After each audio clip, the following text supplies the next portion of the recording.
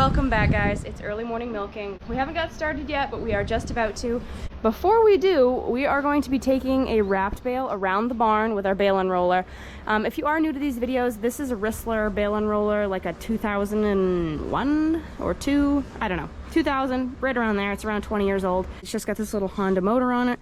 Obviously, you just start it, you got your throttle here. This is your joystick that moves it forward, backwards, side to side. It's got 2 dolly wheels on the front, and then the drive wheels in the back on either side. This is how you unroll the bale. Like, this way turns it right, this way turns it left. You just put a bale on whatever direction you want it to go, turn this lever whichever way will run it off, and then you just run around your barn. So we have a 175-foot tie stall barn, and we just run all the way around that. One of our big bales will do the whole barn. It is the greatest invention for a tie stall barn. Highly recommend it. A lot of you guys ask when you see it what brand it is, and I'm not really sure if they still make them, but it is a Ristler. Not sure what model it is. All the stickers have worn off it and everything over the years, but used to have a platform off the front that you could stand on and ride it when you run it. Unfortunately, it didn't really fit around the corners in our barn, so Brent took that off. Long story short, we're gonna be going around with a wrap bale this morning just to kind of make sure that they're all getting something to eat. The pasture is down a little bit. It did rain yesterday and the day before yesterday all day. Really needed that rain. We actually, I think, got a little too much because it's kind of like a really boggy smell in the air now, but thankful we got any at all because we really need it for our second crop. So we're having a little bit of technical difficulties this morning. This doesn't want to start. We haven't run it in probably 2 or 3 weeks. It hadn't rained, so we had it sitting out here, but we kind of forgot about it last night, so it sat out in the rain, which it doesn't like. This bale is just a dry bale we've been using to feed the calves with, so we'll probably push that off and then give it to the cows out back, just they can pick at it or whatever. But yeah, it doesn't really want to start, so I've just been letting it sit a while because I think we flooded it when we tried to start it last time. So now it's firing. Come on, Bess, you can do it.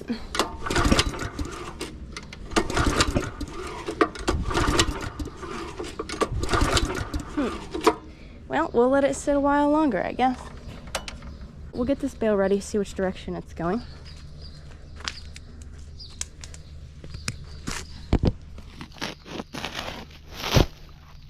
Okay, so we want to go around that side of the barn, so it's going to have to be going this way when Brent picks it up, which is the direction it's going. All you do is pull that out a little bit, and you can see that it's going like that. So he'll just pick it up from this side over here, and then he'll roll it right onto the bale and roller.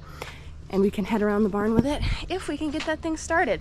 Got to run the wash first. I wanted to take you guys in and show you that motor that we just put on. Show you guys kind of what happened. I made a mess when I was getting milk this morning. For the calves, I've got that warming up right here. And the stinky stick. Right here we have our big GE motor that used to be on our vacuum pump, and we have our new one on there now. I think this one is a Dayton. Yeah. 5 horsepower. I believe this one is a 7.5. I don't know. Yeah, 7.5. You guys probably can't read that, but that one is a 7.5, or was a 7.5. It finally bit the dust. We were asking the electrician when he was here, old he thought it was, and he said he thought it looked like one that was from the 50s. So it definitely did a good job. Brent said they used it on hay elevators back when they did square bales. They had it on a silage loader, I think. They had it on a million different things, and it's been on the vacuum pump for years. So we put this one on here. Brent always has an extra hanging around, so we just swapped those out. It was fairly easy. We had to do quite a lot of adjusting because the belts don't fit quite right, but we finally got it on there and all good. Speaking of the devil, got coffee? Yes. I still can't get the bale and roller to run. What? It did once. Strange. Yeah, I gotta start the wash. This motor is a lot quieter too, so that's a plus.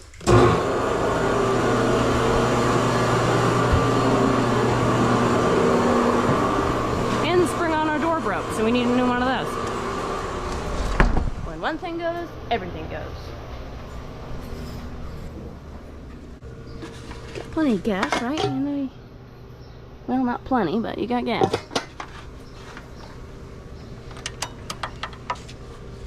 Try it once without choking. Oh, come on.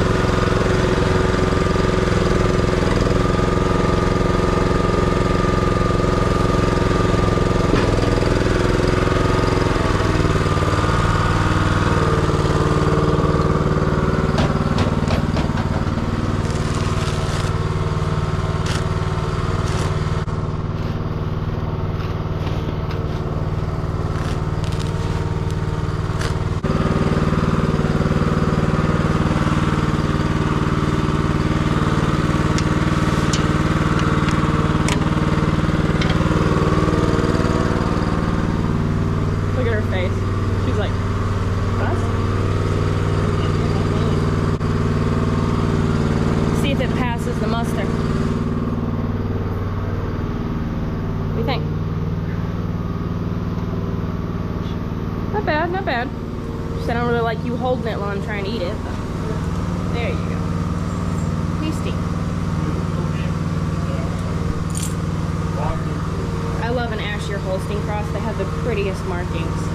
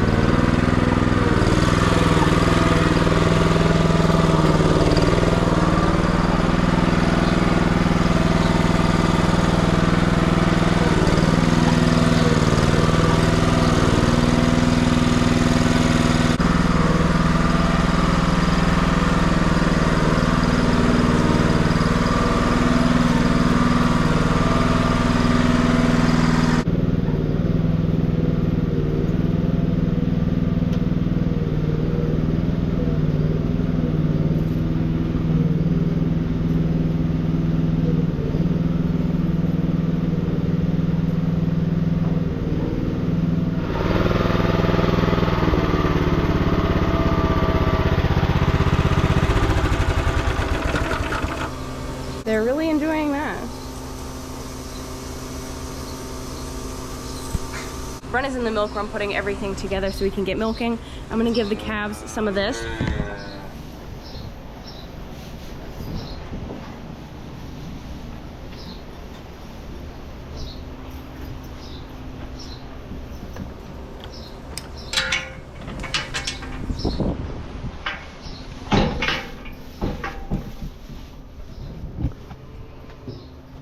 They are both doing very well. She's down to milk once a day, and of course Cinnamon is weaned completely. We used the last couple rainy days to clean them out so it looks and smells so much better in here. Cleaned their water tank and everything. I also cleaned the other calf who is down in that corner. And I actually did put her on a bottle. She was having issues drinking out of the bucket. She just wasn't doing well. I wasn't sure she was getting enough. And I honestly think it's better for a calf to have that sucking action anyway. It makes them work for their food, and I don't know, I just feel like it's much better for them. It's more natural to have that sucking motion. So if I was gonna have a lot of calves, I would just feed them on a gang feeder, not feed them with a bucket, because I just don't really think it's that great for them. Some calves do okay, but other calves, they just don't seem to do well in that situation. So switched her over to a bottle the day before yesterday, and she was doing so much better already. She gets excited. She never got excited to eat before. She just kind of laid in a corner and was like, whatever. Now she gets excited when I come over. She runs right over and she sucks down her 2 bottles. I was surprised. The first time I fed her, I thought it was going to be a struggle, but she kind of came over to me and I gave her my hand, and she just looked at me for a while, and then she started lapping my hand, and then she just started like crazily sucking on my fingers. So I grabbed the bottle and she popped it right in her mouth, and the rest was history. So got her back on that, and I think that's gonna put her on the track. I'll take you guys down and show you her. Her milk is warming up, so I do have to feed her. She gets milk in the morning, and she still is on a bucket because it doesn't seem to bother her, and it's just easier for me, where she's almost weaned anyway. She doesn't get any at night because she eats grain and hay and everything. She's a ravenous little thing. Like that, don't you? Excuse me. There she is. So she gets 2 bottles. I usually just, that's 1.5 quarts, and this is, well, more than a half a quart, but.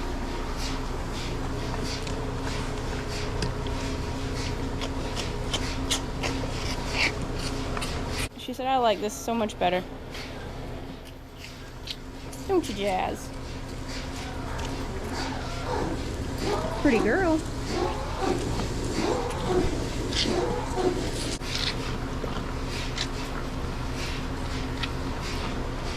Neil out there laying in the stall backwards.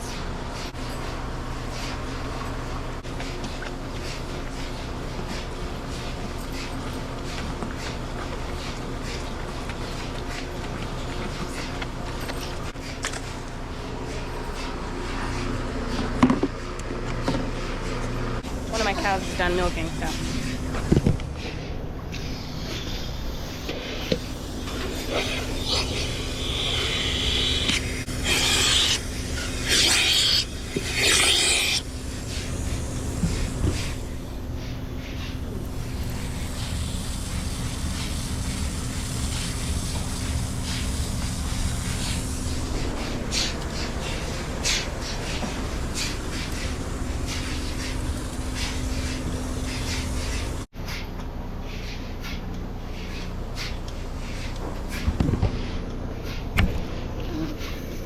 The reason it's off this one is because this back one milks slower than this one. So once this one's done, just hang it there for some extra weight so it pulls down on that one, makes it milk a little bit better. If you guys have ever wondered, whoops, she just hit the camera with her tail. If you guys have ever wondered why some of them are flipped over, that's usually why.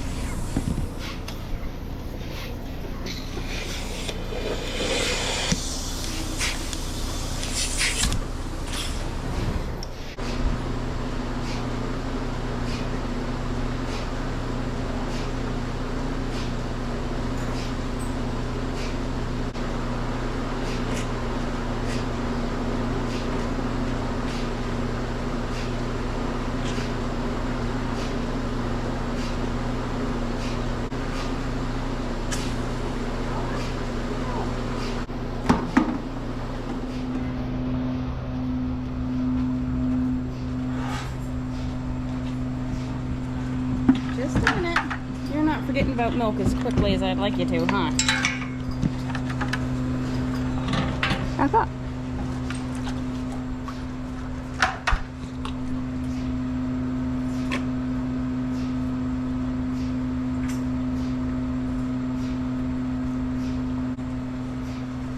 I love the little slurping sound she makes.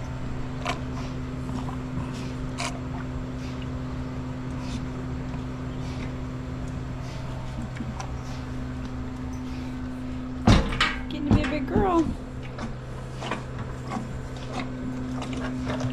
Hey, Cinnamon. All right, crazy. You got it.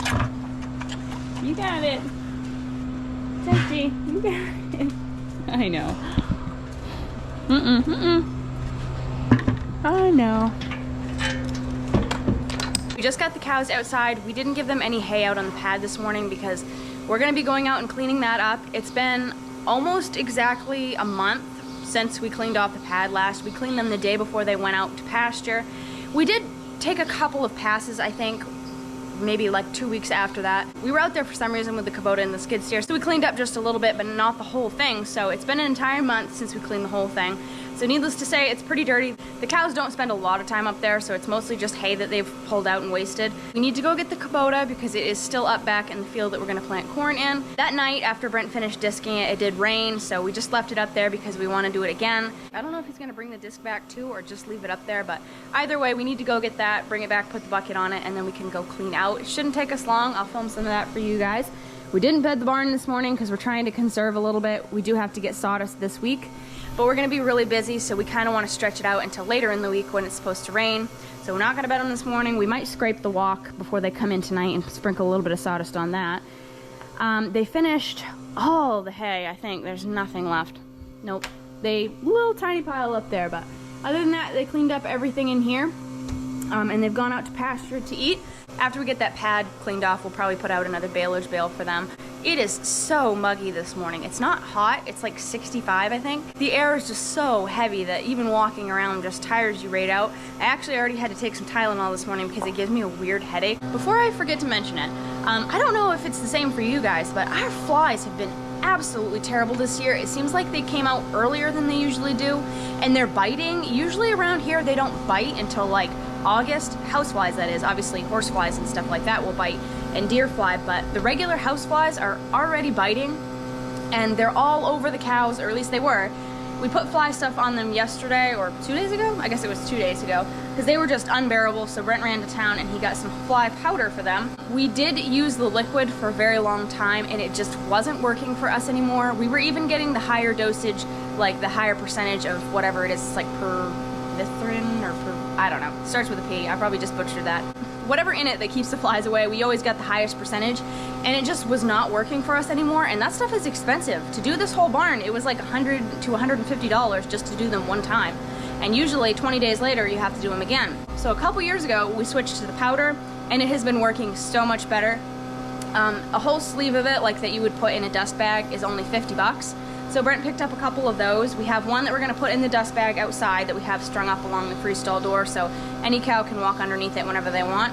And then we just kept one, and we did everybody inside to make sure everybody got some. We did all the heifers, we did the calves, and we did the bulls too. The last time I did it, we were just taking a cup, like a measuring cup, and sprinkling it on them, and you guys were like, hey, use a Parmesan shaker or something. We didn't have anything like that that was empty, but what we did have is this big container of wipes. There wasn't that many left, so we just took the rest of them out, and we drilled some holes in this cover, so it's got like a locking cover, and you just take that off and fill it with the fly stuff, sprinkle it on. It worked great. So much easier, so thank you guys for that little tip. I don't know why we had been doing it that way all these years. We've just been sprinkling on them with a measuring cup.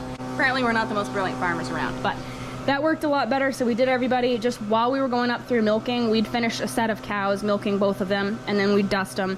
That actually helped a lot rather than doing it after you finish milking, because when you do it that way, they all get up and they get all wound up and they crap and they make a terrible, terrible mess. So doing it right after you milk them, right before they were gonna lay down, worked out great. You sprinkled them, they took a crap, which they always do. It's like a cow's reaction to everything. You scare them, they take a crap. They're nervous, they take a crap. It's like their one emotion. So then you just clean it up, they lay down, and that was that. And that next night, it was so nice. You weren't getting any tails in the face because they had no flies on them. And it's the third day, and it rained 2 days after that, both days, and still no flies on them. So great stuff. I'm not really sure what brand it was. I'd tell you guys if I knew, but I'm not sure where the other bag is. We haven't put it in the dust bag yet. And that also controls lice and stuff. So yeah, let's go get that tractor. So are you still gonna chisel this? Yeah, I think so. Made me a sandwich. Look at the mug. Jeez.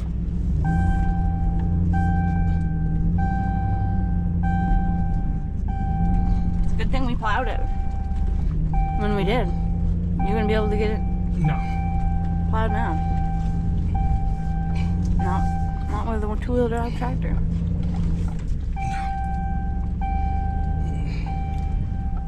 There it is. I bet it'll disc up really nice now that we've had that rain. Okay.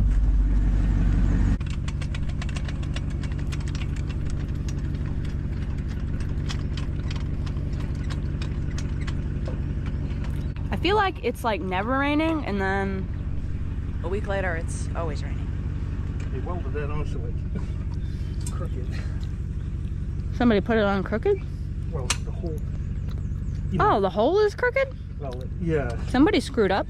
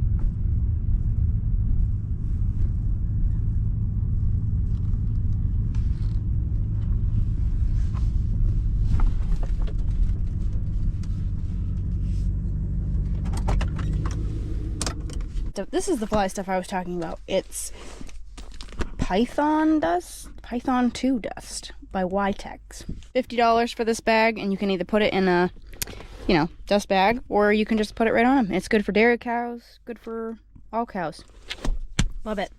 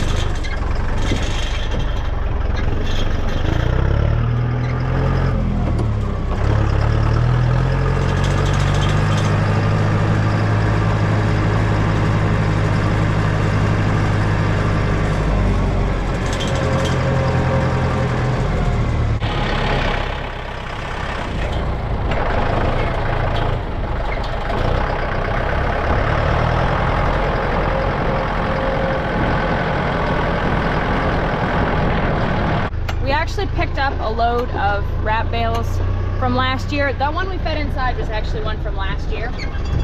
We picked up 2 loads of them actually, I think, 18, and we dropped them back here just so we can take them out on the pad really easy if we want to. And we have yet to clean out the one we're gonna put corn in. There's always something to do, never enough time.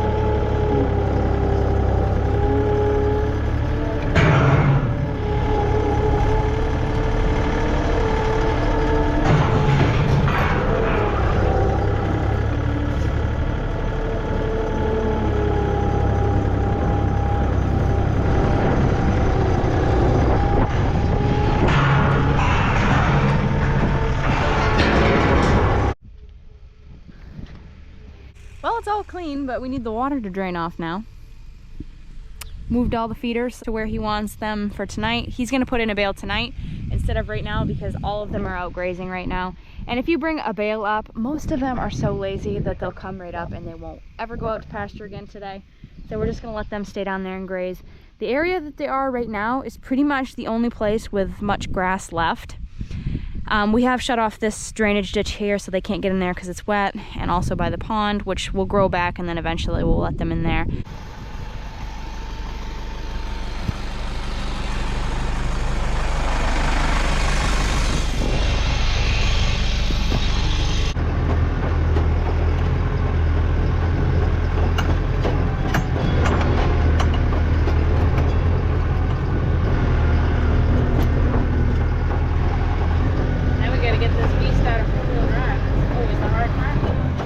Gotta go really fast.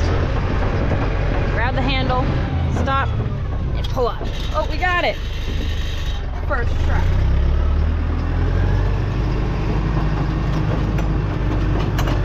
So it is actually quite a lot later. It's almost 2 o'clock. We went on a little road trip for something I am really excited to show you guys. So we went down to the same farm that we got the Ashier heifer calves from, and we got a bull calf. So this is originally what we went for the first time. We went to ask her if she had any bull calves that she would be interested in selling because we were looking for a bull to raise. P.S. His legs don't look like that. He's just standing funny. His front legs aren't crooked. They just look weird because he's standing like that. So she called us like 4 or 5 days ago and said she'd had a bull calf that the mother had quite a hard time calving, and he had kind of a swollen head from being half out too long, and she didn't want to push anymore, but she finally got him out. So she kind of had to nurse him out of that swollen head he had. And she didn't really want to ship him because he was such a nice calf. He actually comes from, I think she said, one of his great-grandmothers was like a second at a national championship or something, and another one in the line relation to him was a junior national champion. So he's got great bloodlines, and he's going to be our new breeding bull. It's going to be him and Neil. That is the plan. We're not going to have a Hereford bull anymore for a while.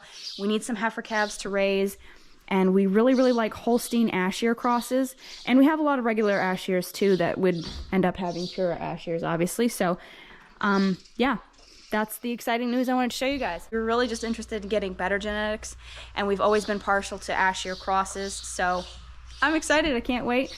We named him Satchmo. We're gonna call him Louie. He just loves to be pet. What?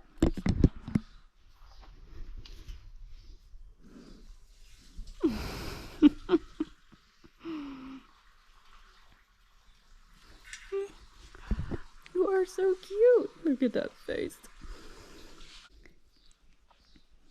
He's got beautiful coloring, really nice conformation. I think he's gonna be a good one. Are you excited, little Satchmo? He's super chill. He was really quiet all the way home. It was like a 45-50 minute drive one way, so 50-minute drive for him to come back here, and he was just really good, chilled out. It was a nice ride for him. It was sprinkling when we were at their farm, but the time we got 5 miles away from there, it stopped raining. So yeah, we're gonna leave him in here for probably 4 or 5 days, just make sure he's by himself for a while, just in case he has anything, which I don't think he does, but also just get him used to a bottle and everything, and then we'll put him down there with Jazz for a while. And then Jazz is probably going to move down here with them in probably a couple weeks by the time she's almost weaned. So yeah, he'll have that whole space to himself. So I'm probably going to end this video here because I'm sure it's already a really long one. I hope you guys enjoyed it. As always, if you did, please don't forget to like and comment down below and subscribe. All the things. Keep it real, keep farming, and I hope you join us in the next video. Bye guys.